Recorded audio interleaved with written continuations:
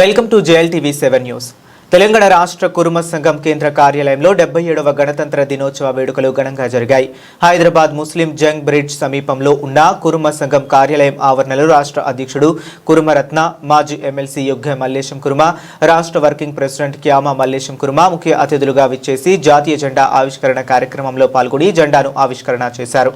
ముందుగా జాతిపిత మహాత్మా గాంధీ చిత్రపటానికి పూలమాలలు వేసి కొబ్బరికాయలు కొట్టిన అనంతరం జెండా ఆవిష్కరణ చేశారు. ఈ కార్యక్రమంలో రాష్ట్ర కురుమ సంఘ ప్రధాన కార్యదర్శి బంగారు నారాయణ, ప్రముఖ న్యాయవాది KG Krishnamurthy, state medical information advisor committee chairman ప్రముఖ డైరెక్టర్ మిర్యాల అశోక్ కుమార్, ట్రస్ట్ కార్యదర్శి కెండ్యాల శ్రీనివాసులు, విద్యార్థి హాస్టల్ కమిటీ చైర్మన్ రాష్ట్ర నాయకులు కొలుపుల నరసింహ, వివాహ పరిచయ వేదిక చైర్మన్ రెక్కల కొండలరాజు, కుమారస్వామి, రాష్ట్ర కురుమ యువత అధ్యక్షులు తుమ్కుంట అరుణ్ కుమార్, న్యాయవాది సదానందం, రాష్ట్ర కురుమ మహిళా సంఘ అధ్యక్షురాలు శ్రీమతి బాలామణి, ఉపాధ్యక్షురాలు నీలం శిఫాని, శ్రీమతి జంట నగరాల మహిళా అధ్యక్షురాలు శ్రీమతి మిర్యాల విజయలత, ప్రధాన కార్యదర్శి ఏరాపురం శ్యామల, టి మాధవిలతో పాటు సుమారు 40 మంది విద్యార్థులు పాల్గొన్నారు.